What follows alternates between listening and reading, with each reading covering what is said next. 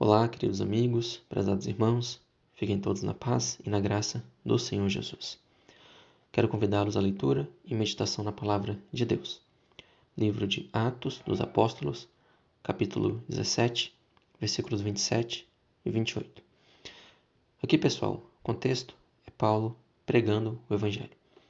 Em uma de suas viagens missionárias, o apóstolo se encontrava em Atenas, aquela proeminente cidade do mundo grego. E ele recebeu a oportunidade de ir até um local público bastante famoso na época, chamado de Areópago, onde discussões políticas e filosóficas eram realizadas continuamente.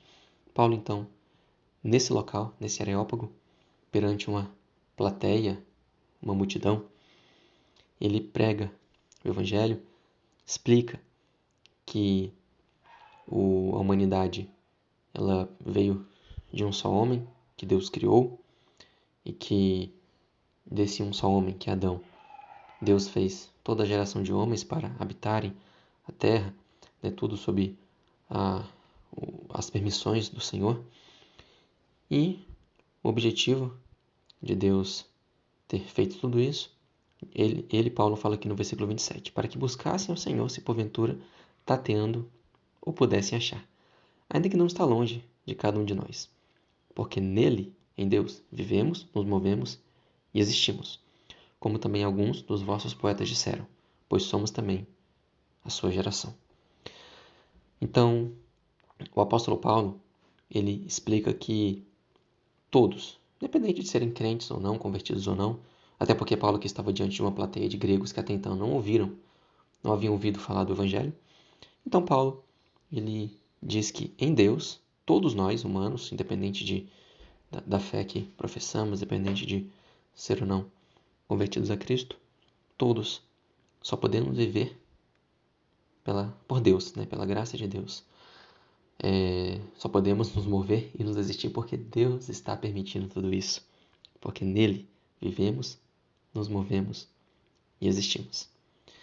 E somos também a sua geração, ou seja, somos gerados por Deus no sentido de sermos criados pelo poder dele.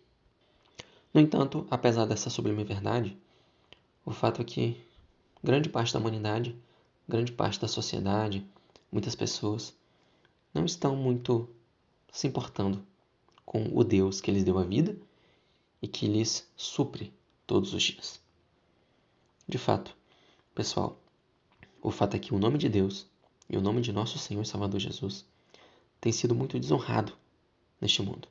A verdade de Deus tem sido desprezada, a autoridade dele tem sido desdenhada, a majestade do Senhor tem sido desconsiderada, a lei dele tem sido amplamente desobedecida, os direitos que Deus tem sobre a sua criação têm sido esquecidos pelas próprias criaturas, o nome dele tem sido blasfemado, zombado, difamado e tem sido alvo de chacotas, piadas, zombarias e deboches.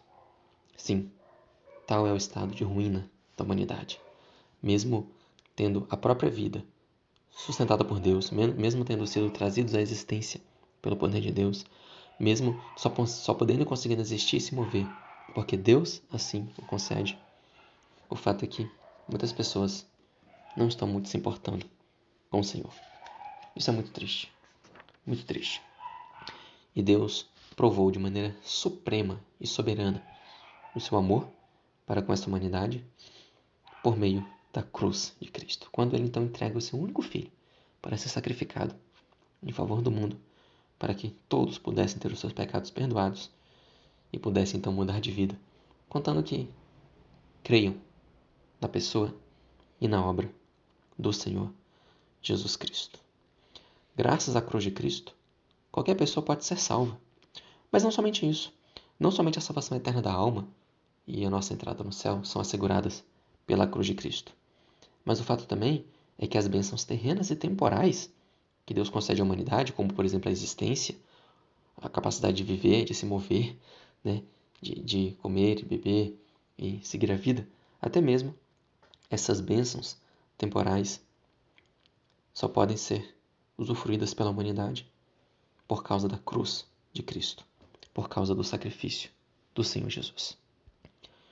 Sim, e então, nessa perspectiva da recordação do sacrifício, Deus olha para Cristo, olha para a cruz de Cristo, e ele tem sido muito paciente, então, com este mundo ao longo de todos esses milênios nos quais a humanidade existe.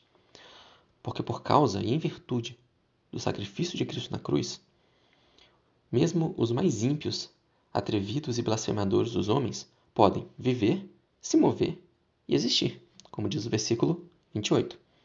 Mesmo o mais pecador dos homens, mesmo não convertidos, os homens podem comer, beber, dormir, acordar, trabalhar, se divertir.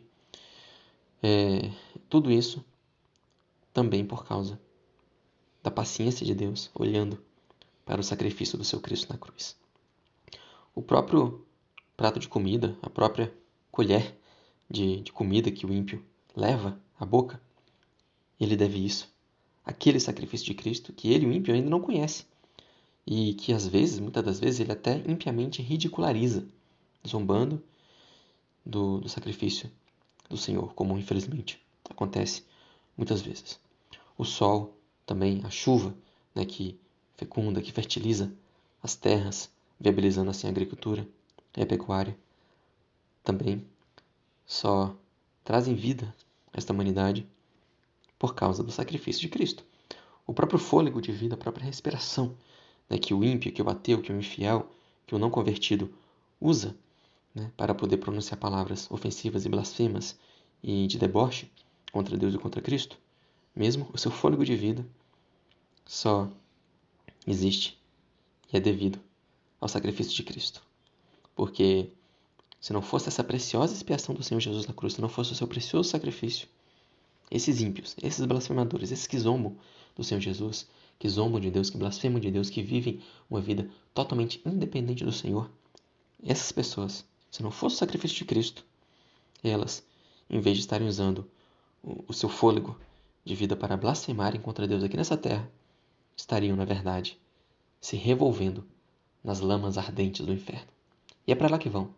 É para lá que vão, caso não se convertam, caso, ainda em vida, não aceitem a Jesus como único suficiente Salvador, né? Não aceitem a Cristo como único suficiente Salvador, caso não façam isso, irão para a perdição.